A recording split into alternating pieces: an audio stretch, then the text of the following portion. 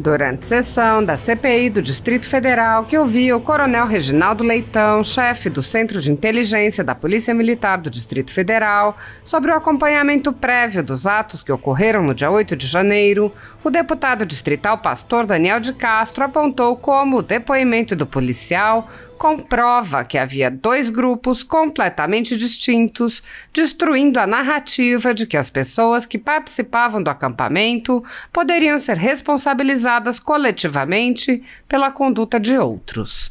O deputado apontou que o depoimento do policial mostra que 2 dias antes do dia 8 de janeiro, a Polícia Militar acompanhou preparativos para as invasões e a ida de dezenas de ônibus para Brasília, que não tinham qualquer relação com as pessoas presentes no acampamento e que, da mesma forma, os atos ocorridos em 12 de dezembro também não tinham qualquer relação com o acampamento.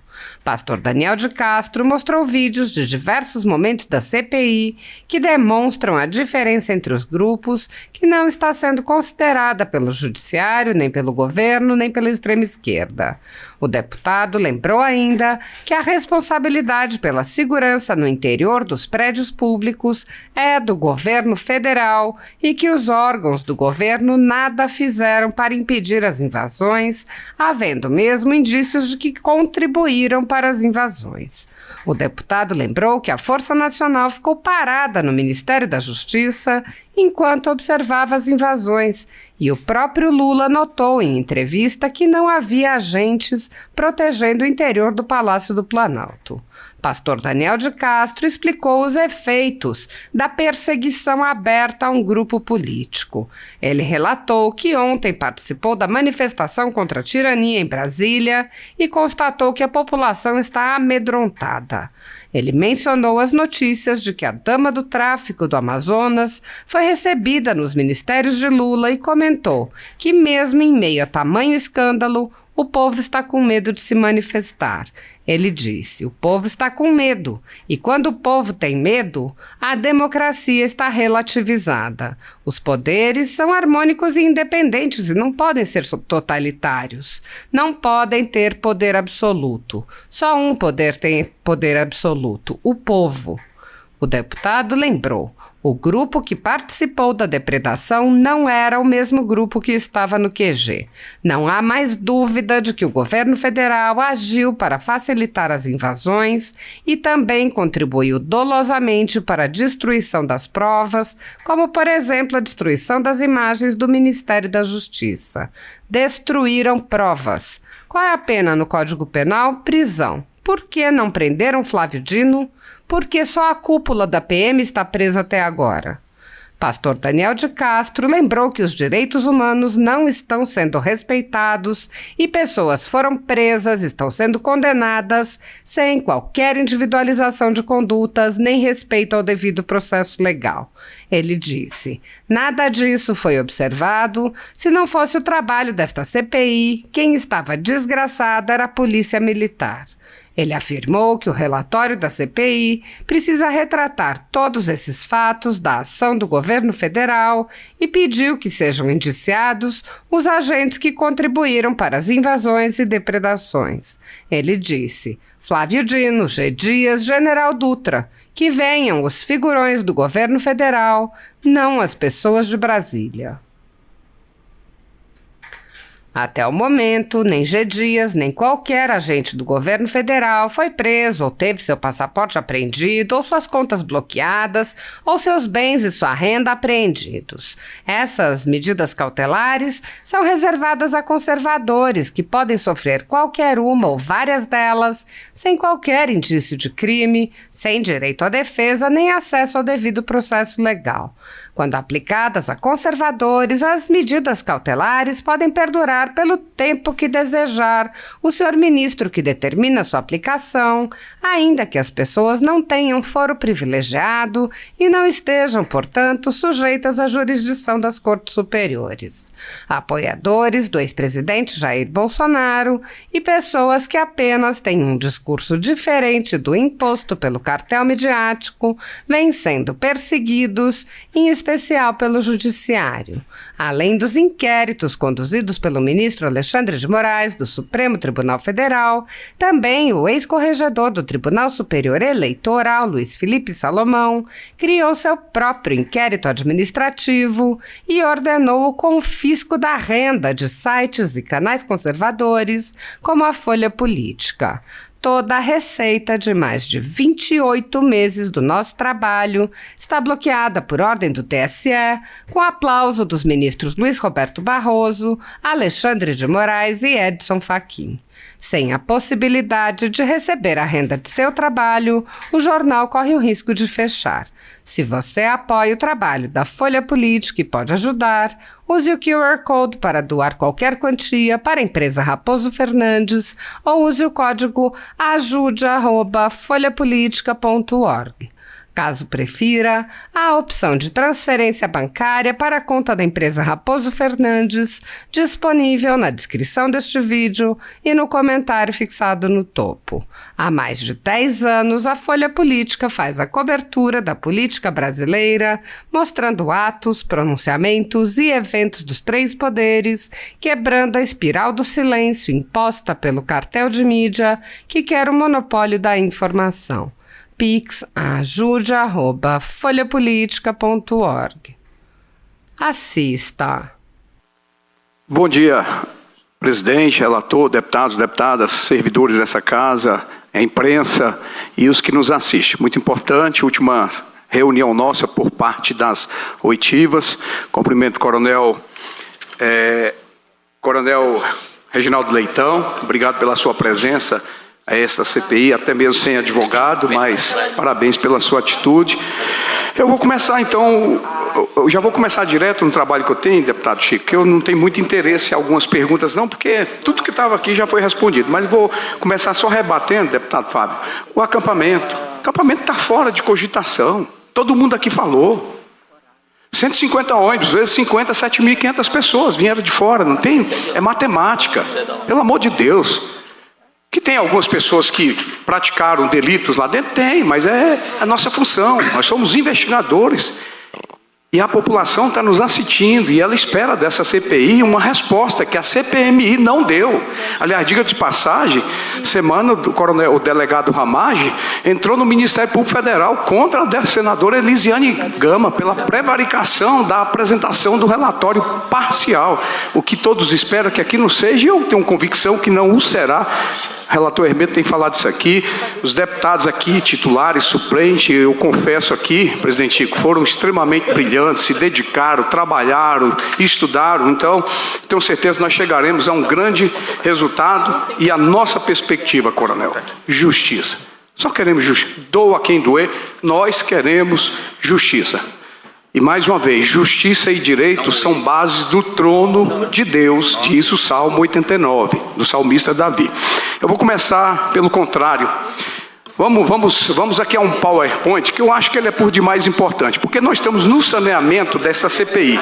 Pós-saneamento, aí nós vamos trabalhar um relatório, e esse relatório vai mexer com pessoas, com gente.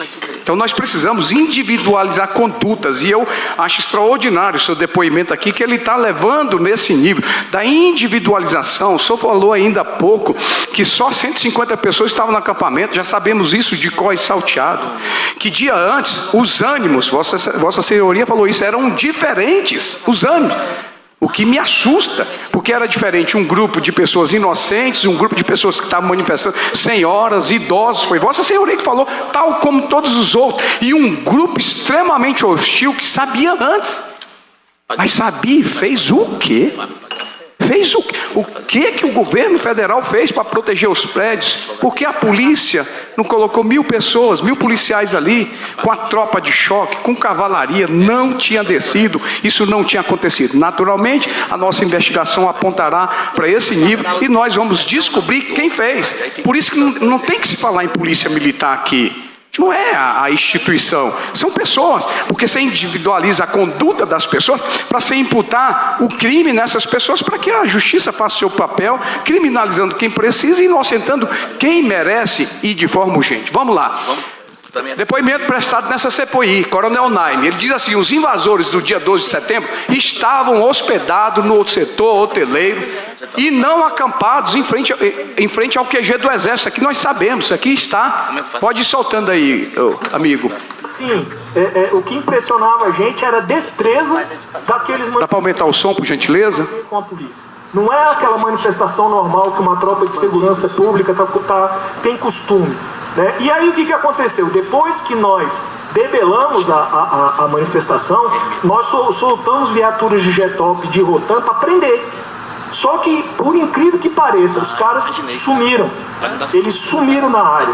E aí o que a gente ficou sem entender? Será que foi para o acampamento? Aí nós montamos uma patrulha, descemos para o Buriti, fomos naquela área, ninguém, nada. No dia seguinte, o coronel Fábio Augusto foi convidado pela rede hoteleira para ir para uma reunião, porque a rede hoteleira estava temerosa, né, pelo aquele fato que tinha acontecido, pelo aquele fato que tinha ocorrido naquela noite. E aí, um dos hoteleiros chamou o coronel Fábio e falou assim: os caras estão no meu hotel. Os caras estão hospedados nos hotéis aqui. Então, o que aconteceu naquela noite? Fizeram a confusão e subiram para os hotéis. Pode passar. O povo foi, quem fez a quebradeira foi para o hotel, não para acampamento. Pode passar, por favor. Passa aí, por favor. Doutora Marília, subsecretária de Inteligência, olha o que ela diz. Não é possível afirmar que o grupo que invadiu os prédios públicos era o mesmo grupo que estavam acampados em frente ao QG do Exército. Pode passar. Solta, por favor. Em razão da experiência profissional de Vossa Senhoria e diante das informações que porventura a senhora possa ter conhecimento, a senhora pode informar com alguma margem de certeza que o grupo envolvido na invasão dos prédios do Supremo, do Congresso Nacional, do STF, do Palácio Planalto, é o mesmo grupo que estava acampado em frente ao QG? Não se pode afirmar. Não tem como afirmar se era o mesmo, se eram exatamente as mesmas pessoas, eu não sei. Ou seja, ela não consegue afirmar se era a mesma. Mas vamos lá, General Dutra, ex-comandante militar do Planalto.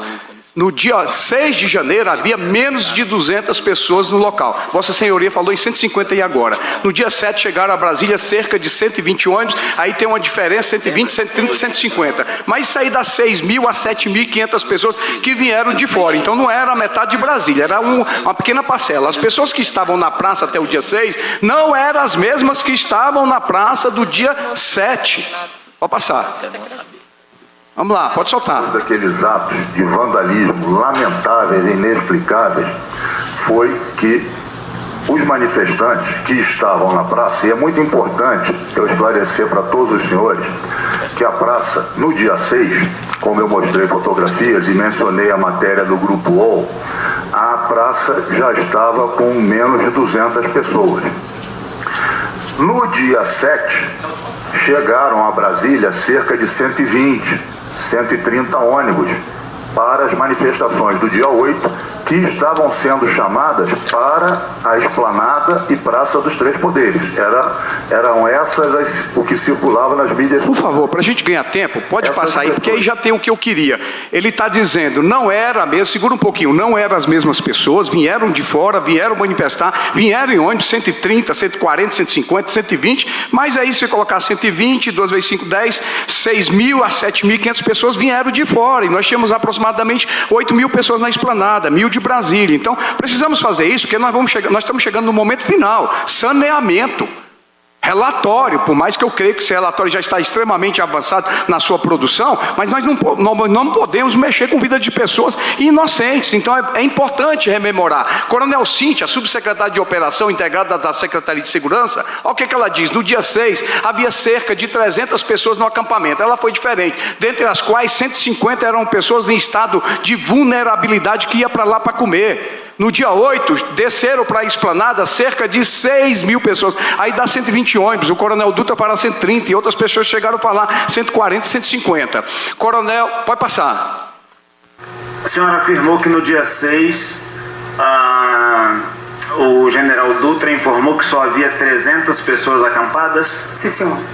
das quais aproximadamente 150 eram pessoas em situação de vulnerabilidade social que iam para lá porque lá tinha comida de graça, basicamente isso. Sim, senhor. Ok. Há 2 semanas, ou na semana passada, eu já não me lembro, eu levantei umas perguntas aqui que eu falei assim, olha, será que não seria o caso de nós investigarmos a existência de 2 grupos? Um grupo que estava acampado e que não cometeu crimes, e outro grupo que chegou a Brasília e que cometeu os crimes que estão sendo investigados?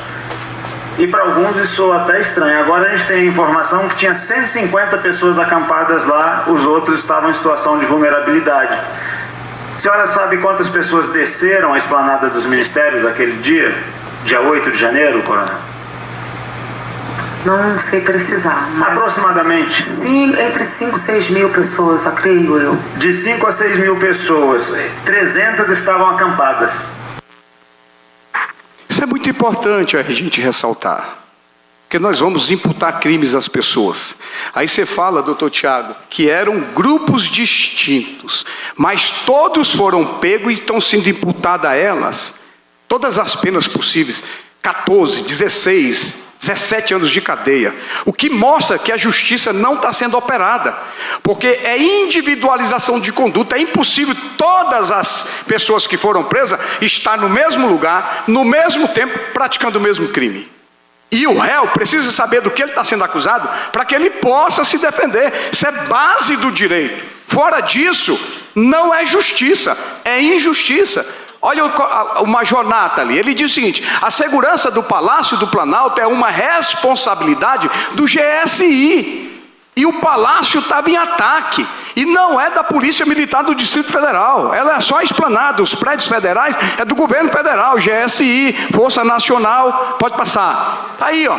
Já li isso aqui, já falei várias vezes, mas estou fazendo essa rememoração, porque esse é o tempo importante. Cabe ao Gabinete de Segurança Institucional da Presidência da República, para os fins do disposto desse artigo, adotar as medidas necessárias para a sua proteção e coordenação, a participação dos órgãos de segurança pública. O GSI não fez o seu papel. Pode soltar, por favor. Coronel Fábio, ex-comandante da PMDF, ele diz o seguinte: conforme o protocolo tático integrado, o Congresso seria responsabilidade da Polícia Legislativa, o STF da Polícia Judiciária, o Palácio do Planalto estaria a cargo do GSI, vinculado à Presidência da República, e o apoio do BGP e do RCG. Cada força aí tem sua obrigação na defesa dos prédios. Tudo falhou, inclusive parte de pessoas da Polícia Militar falhou, porque prontidão, como é que é? Prontidão e o que mais, Hermeto? Prontidão e sobreaviso. Aqui foi falado, 1000 policiais militares ali, nada disso tinha acontecido. Tem falhas na polícia, mas tem falha em todos os órgãos também, está declarado. Pode soltar. Se excelência me permitir, é uma coisa que não tem sido falado muito, é sobre o protocolo tático integrado, né? Isso aqui é importante a gente falar. O protocolo tático integrado, ele é o embrião das operações integradas no Distrito Federal. Ele foi, apesar de existir antigamente, não existia um centro integrador, que hoje, pela legislação, é o Centro Integrado de Operações de Brasília, que é uma coordenação da SOP. Então é importante entender que nesse protocolo tático integrado envolve órgãos federais, órgãos distritais da diversa natureza. E que nesse protocolo, à época, quando foi feito, há um compromisso de que as instituições... Pode pular esse vídeo, porque ele vai falar justamente o que eu falei. Cada um no seu quadrado, cada um com a sua responsabilidade. Foram invadidos os prédios dos poderes da República. Olha aí, nos termos do decreto 11.348, de 1 de janeiro de 2023, compete ao Ministério da Justiça a defesa da ordem jurídica e a defesa dos bens e dos próprios da União. E conforme o artigo 4 do decreto 5.289, de 12 de março de 2013, a Força Nacional de Segurança poderá ser empregada imediatamente mediante solicitação expressa do Ministro de Estado. Ainda assim, embora a Força Nacional estivesse de prontidão no estacionamento do Ministério da Justiça, o Ministro da Justiça não a acionou sobre argumento de que aguardava a manifestação do governo do Distrito Federal, estando os prédios públicos sendo atacados. Pode passar, pode ir passando. Dr. Saulo Moura, ex-diretor da ABIN, afirma que houve transição do GSI. Houve. Houve transição do governo Bolsonaro para o governo Lula. Pode passar. Isso aí pode soltar. Janeiro de 2023. Em janeiro de 2023, ocupantes de cargo da direção de ABIN eram pessoas ligadas ao ex-presidente Bolsonaro ou essas pessoas foram escolhidas por critérios técnicos? Eu não era ligado ao governo Bolsonaro. Eu não era ligado politicamente a nenhum governo. Quando o senhor chegou e as pessoas que o senhor levou? Algumas pessoas permaneceram, outras eu troquei por critérios técnicos. As que o senhor trocou? Algumas eu troquei. As que o senhor trocou, era indicação política do Lula? Não havia no alto escalão da BIM nenhuma pessoa de fora, na minha época, nenhum servidor de fora da BIM. Eu entendo, mas o senhor levou e nomeou algumas, porque o senhor vem da transição. Sim. Aliás, teve transição? Sim, participei do governo de transição. Pode pular. Teve transição. Por mais que insista que não teve, é a autoridade do governo Lula que está dizendo. Houve transição, sim. Pelo menos essa parte da segurança, a BIM, GSI, houve transição. Se houve transição, 60 dias antes. Mais 8 dias até o dia 8, 68 dias antes, dava para ter feito alguma coisa, sabe? Tinha alerta, eles estavam sabendo o que ia acontecer, então nós não somos meninos, nós somos investigadores aqui, nós sabemos onde vamos chegar. General Penteado, ex-número 2 de GSI, afirma que o general G. Dias não repassou os alertas recebidos da BIM. Segundo o general Penteado, se os alertas tivessem sido repassados, as invasões não teriam sido acontecidas. Estou falando isso aqui justamente porque a gente saber quem a gente vai fazer a individualização da conduta e quem a gente vai indiciar. Por isso, pode passar. Pode pular esse vídeo que ele está falando o que eu falei. Pronto, GSI dispensou reforço da guarda presidencial 20 horas antes da invasão golpistas. Pode passar. Presidente da República afirma que houve facilitação. Olha o que o presidente Luiz Inácio Lula da Silva falou. Alguém de dentro do palácio abriu a porta. Quem é esse alguém? Vamos descobrir. Esse precisa ser indiciado. Pode soltar aí. E as imagens, e eu liguei para o general Gonçalves Dias, que é o chefe do GFNI, e eu... Já sabemos quem é a pessoa. Pode passar. Pode soltar. Não, solta o vídeo, por favor, desculpa. Solta o vídeo aí, solta o vídeo do Lula. Pode soltar. E as imagens, e eu liguei para o general Gonçalves Dias, que é o chefe do GFNI, e eu dizia, ô ministro, onde é que estão os soldados? Porque eu não via soldado, eu só via gente entrando, eu não via soldado reagindo, não era possível a facilidade com que as pessoas invadiram o Palácio do Presidente da República, e na verdade, eles não quebraram para entrar, eles entraram porque a porta estava aberta. Beleza, pode parar. É o presidente da República que está falando. Aqui, para mim, ele serve até como testemunha para o indiciamento do G. Dias. Porque ele liga para quem? Para o G. Dias. Cadê os policiais? Cadê o soldado? Não sabe. Ô G. Dias, e quem? Não arrombaram a porta não. Presta atenção, viu gente? Presta atenção, a imprensa. Não arrombaram a porta. Alguém abriu. Quem abriu? Quem deu água? É importante, como a CPI é importante. Presidente Chico, como o pessoal está ávido pela resposta dessa CPI? População, e não é de Brasília, relator Hermeto, é a população do Brasil. Está de olho. Ontem eu fiz a caminhada lá no eixo monumental. Você vê no rosto das pessoas, as pessoas estão com medo de ir para a rua manifestar. Eu quero dizer aqui, gente, manifestação ela é livre, ela é pacífica, ela é consagrada pela Constituição. E quem ensinou manifestação nessa nação foi a esquerda. Hoje ela está no poder, mas amanhã não vai estar. Então ninguém pode tirar o direito de manifestação de direita ou de esquerda. O que não pode ter é quebradeira como houve, porque aí vai responder e vai mesmo. E eu sou favorável que responda. O que não pode ter é atacar a honra de pessoas honradas. Ministro do Supremo Tribunal Federal, você não ataca a honra de ninguém, porque senão você responde no Código Penal, no Código de Processo Penal. Está lá as penalidades para quem ataca a honra das pessoas, calúnia, difamação, injúria, está tudo elencado no nosso ordenamento jurídico. Mas livre de manifestação é livre, todo mundo pode ir para a rua. Aliás, o Bolsonaro ficou 4 anos em ataque. Há 4 anos a esquerda destruindo com o presidente Bolsonaro. Então nós podemos ficar 4 anos pegando no pé do Lula. E é bom que se pegue mesmo, porque o governo do Lula está recebendo pessoas do Comando Vermelho dentro do Ministério da Justiça. Narcotraficante nessa nação foi recebida com tapete vermelho no Palácio do Planalto. Isso não pode ser relativizado. Nós estamos falando de Comando Vermelho, de traficantes de droga a nível mundial. Isso não pode ser. A população tem que ir para a rua e pedir uma explicação. Eu imagino se o presidente fosse o Bolsonaro, Se o ministro da Justiça fosse qualquer figurão desse aqui, e alguém do Ministério da Justiça tivesse recebido a dama do Comando Vermelho dentro do Ministério da Justiça, o Bolsonaro caía, Hermeto. Brasil parava. Por que o povo não vai para a rua pedir uma explicação ao presidente Lula? Porque o povo está com medo. E quando o povo tem medo, deixa eu te falar, a democracia está relativizada. O povo não pode ter medo. O povo não pode ter medo. Poderes, eles são harmônicos e independentes, mas eles não são totalitários e nem têm poder absoluto. Só tem um que tem poder absoluto. E quem é? O povo. Todo poder emana do povo. É por ele exercido diretamente ou de forma dos seus representantes, que somos nós que estamos aqui. O Brasil está sendo destruído. Olha o que está acontecendo no Brasil. Olha o crime organizado se estabelecendo. Isso não pode ser relativizado. O Flávio Dino era o responsável pela Força Nacional. E ele diz no seu ofício ao governador do Distrito Federal, pronto está para emprego imediato. Ele estava esperando o governador mandar nele. O governador não manda em ministro. O governador manda no seu secretariado. Mas se o governo está sendo atacado, seus prédios públicos, de ofício ele tinha que agir. O G. Dias já foi declarado até pelo Lula aqui. O Lula praticamente pediu a condenação dele.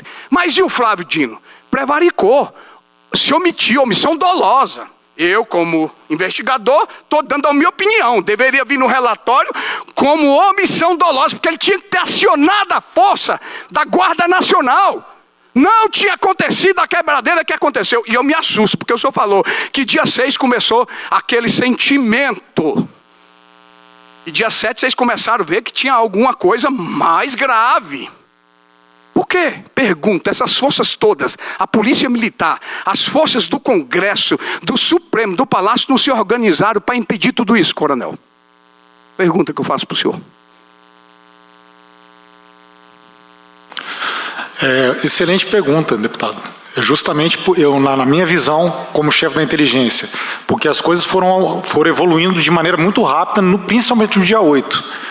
Né? Então, o que segura só um pouquinho, principalmente dia 8. Mas dia 8, 10 horas da manhã, vocês já sabiam. Se 10 horas tivesse acionado tudo, tinha acontecido o que aconteceu, na sua visão, chefe da Central de Inteligência? Se todas as agências, como o senhor mesmo falou, né, tivessem ocupado suas posições, né, para proteger os prédios públicos, não haveria a invasão. Então pronto. Então quem omitiu? Não foi só membros da Polícia Militar. É declarado que foi membros do governo federal. O acampamento tinha 150 pessoas, o acampamento esvaziou, ônibus chegaram de madrugada na sexta do dia 6, e todo mundo sabia disso e não fez nada.